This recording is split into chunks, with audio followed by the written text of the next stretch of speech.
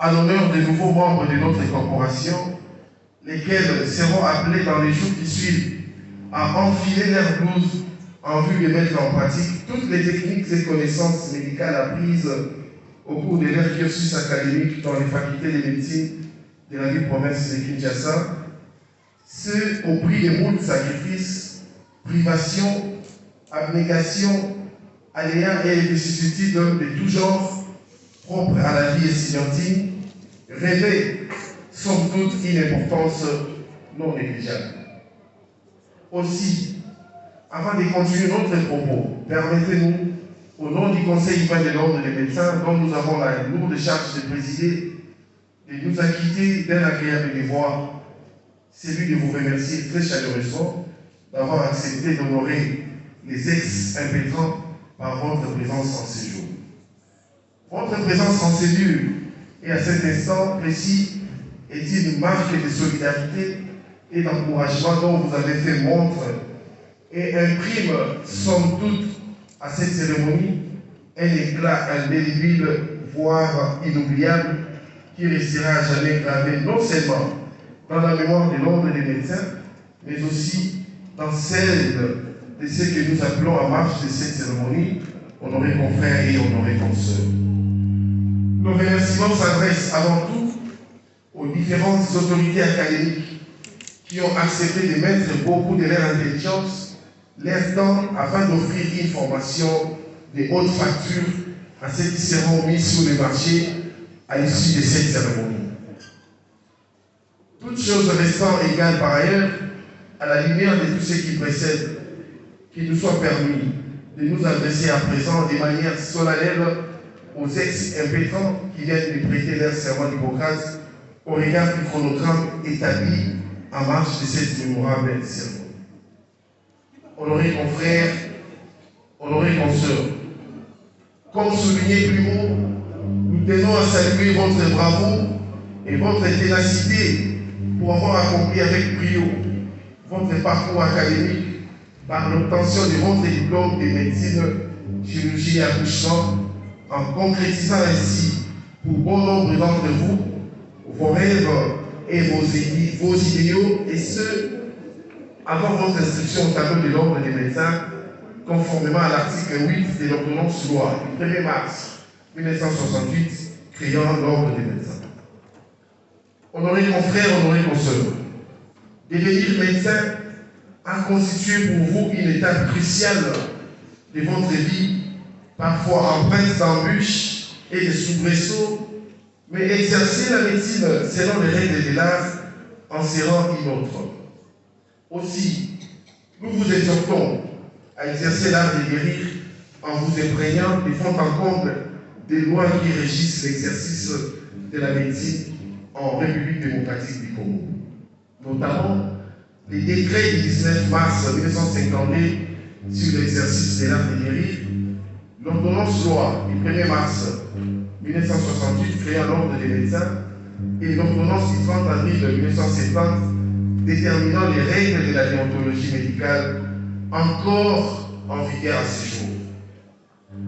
Au-delà de l'engagement solennel que vous venez de prendre à l'issue de votre prestation de serment d'Hippocrate, motif de votre présence et celle de toute l'assistance ici réunie, nous en appelons à votre sens élevé de maturité et surtout des consciences professionnelles avérées pour les uns et présumées pour les autres, afin de respecter scrupuleusement et intégralement les devoirs professionnels, les règles éthiques et déontologiques qui sont consignées dans les textes de la loi susmentionnée.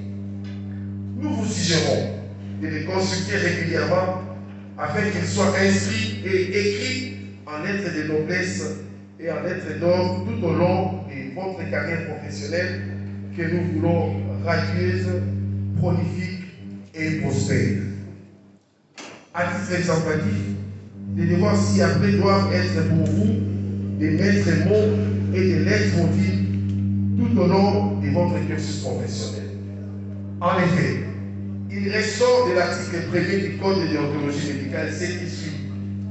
L'exercice de la médecine est un ministère. Le respect de la vie et de la personne humaine constitue en toutes circonstances le devoir primordial du médecin. Le médecin doit s'abstenir, même en dehors de l'exercice de sa profession, de tout agissement de nature à déconsidérer celle-ci. Fort de cette disposition, vous conviendrez avec nous, honorés confrères, honorés consoeurs, que l'exercice de la médecine touche aussi bien votre carrière professionnelle que votre vie privée. On sait que vos agissements non contrôlés peuvent malencontreusement rejaillir sur l'honneur et le prestige de la profession médicale. Les médecins n'attendent pas de vie privée. Dans un autre registre, à l'ère actuelle de la propension et de la prolifération de nouvelles technologies de l'information et de la communication, le monde entier étant un village planétaire, les médecins congolais en général et quinois en particulier ne vivons pas en autarcie, n'est pas en reste. Pour preuve, l'usage des smartphones, des différentes plateformes numériques via des forums, notamment WhatsApp, Twitter, Instagram, occupe plus d'un. Mais une chose est vraie, l'utilisation de ces nouvelles technologies doit être de manière rationnelle et consciencieuse dans le chef des médecins. De nos jours, fort malheureusement, on assiste à des discussions stériles et à des débats ouverts dans des forums et plateformes susvisées, lesquels mettent en exergue parfois les secrets médicaux des malades et des dissentiments professionnels entre confrères. Pareille attitude viole aussi bien les secrets professionnels et les devoirs de confraternité, point de mire, clé de voûte et fer de lance de nos devoirs déontologiques. Faut-il préciser à votre intention que les secrets médicaux s'imposent à tout médecin et impliquent une absolue discrétion au sujet de ce que le médecin a vu ou entendu dans l'exercice de la profession. Le médecin doit veiller à ne pas dévoiler les secrets médicaux, soit par ses écrits professionnels ou administratifs, soit par ses publications ou communications scientifiques. Article 5, 40 et suivant du Code de déontologie médicale. Par ailleurs, sur le pied des dispositions des articles 44 et 45 du Code de déontologie médicale, vous devez toujours entretenir entre vous des rapports de confraternité. L'assistance morale entre vous doit être de mise et il vous est interdit de calomnier un confrère, de médire de lui ou de se faire écho de ses propos capables de lui nuire dans l'exercice de sa profession. Vous devez aussi prendre la défense d'un confrère injustement attaqué. Honorés confrères, honorés consoeurs, vis-à-vis des malades, les médecins qui acceptent de traiter un malade s'obligent à assurer personnellement ou avec personnel qualifié tous les soins médicaux en son pouvoir, agir toujours avec correction et aménité envers les malades, avoir les soucis primordiaux de conserver la vie humaine. Il sied de vous rappeler que la pratique de l'euthanasie est interdite. Article 18 et 19 du Code de déontologie médicale. Ces différents devoirs, pris de manière législative et exemplative, doivent impérativement être intégrés dans votre esprit en vue d'une bonne pratique de la profession médicale. Nous vous invitons à respecter scrupuleusement ces différents devoirs afin de ne pas tomber sous les coups des poursuites disciplinaires, aussi bien dans vos institutions de soins, sous l'impulsion de vos autorités hiérarchiques, que devant les conseils humains de l'ordre des médecins, statuant au premier degré comme juridiction disciplinaire des médecins dans l'élection de la ville province de Kinshasa, mais aussi et surtout pour être à l'abri des fautes médicales, lesquelles peuvent malencontreusement avoir un réjaillissement sur le plan judiciaire, les derniers remparts de la société étant la justice. En interrogeant les statistiques qui nous parviennent des rapports des dossiers judiciaires à charge des médecins de la ville province de Kinshasa, émis par notre avocat conseil, la plupart de ces dossiers concernent les jeunes médecins que vous êtes, surtout ceux qui prestent dans les institutions de soins privés. Nous en appelons donc à votre sens élevé du professionnalisme et surtout à l'observation des devoirs déontologiques. Nous vous invitons en outre à faire preuve de bravoure en dénonçant les charlatans ou les faux médecins qui apprennent la médecine sur l'État et contribuent par leurs pratiques illégales à ternir l'image, le prestige et l'honneur de la profession médicale.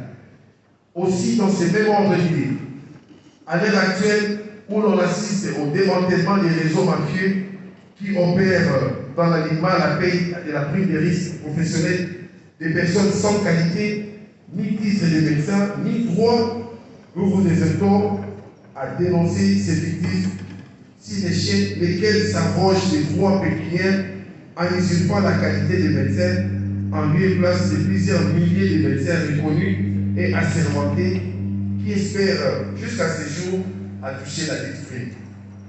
À cet égard, nous tenons à vous indiquer que le Conseil supérieur de l'ordre des médecins, organe de régulation de l'exercice de la médecine dans la ville province de Kinshasa, ne désignera pas les moyens, ne ménagera aucun effort pour dénoncer et dénicher tous ces fictifs, les cas échéants, les traduire devant les instances judiciaires.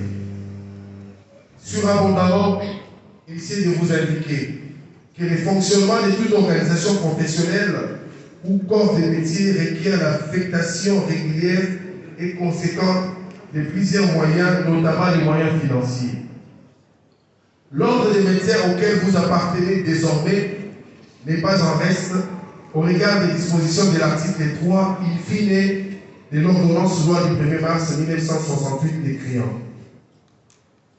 L'ordre des médecins ne vit que par des cotisations mensuelles de ses membres, gage de son fonctionnement harmonieux et régulier afin d'atteindre ses objectifs et ses missions essentielles lui confiées par les législateurs. À cet égard, nous vous prions de vous acquitter de vos cotisations mensuelles promptement et sans tergiverser. Vous allez exercer une profession noble qui est le nôtre. Nous sommes les seuls à donner les ordres même au pape. Les ordres du genre, pape, il vous faut un toucher rectal. Mieux, pape, vous ne pouvez pas voyager. Au nom de sa guérison, sa sainteté ne pourra qu'obtempérer à ses ordres. Auguste Assemblée, il est fait nombre d'aucun doute que les ex-impétrants qui viennent de prêter serment en marge de cette cérémonie sont détenteurs des diplômes délivrés aussi bien par les universités publiques que privées.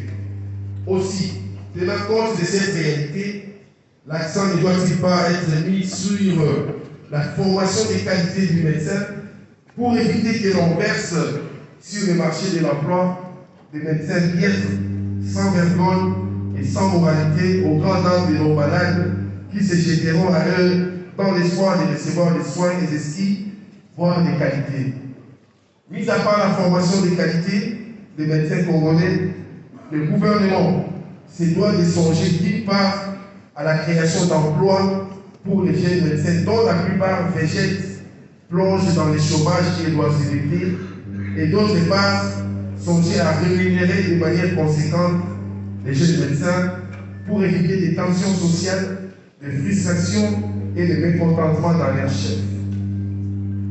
Mesdames et messieurs les membres du bureau du Conseil supérieur de l'ordre des médecins, chers collègues, honorables conseillers de l'ordre des médecins, Monsieur le Président séminaire de l'ordre des médecins, honorés consoeurs, honorés confrères, distingués invités en notice des erreurs respectifs, tout protocole observé. Au demeurant, tout en félicitant les nouveaux médecins pour leur prestation de serment, l'occasion faisant des larrons, il nous plaît de leur souhaiter d'ores et déjà une carrière professionnelle fructueuse, pleine de succès et de réussite, peu importe les lieux de leur affectation d'exercice de la médecine. Que Dieu vous bénisse. Que Dieu bénisse la ville province de Kinshasa. Que Dieu bénisse l'ordre des médecins de la République démocratique du Congo. Honorés confrères, honorés consoeurs, j'ai dit et je vous remercie.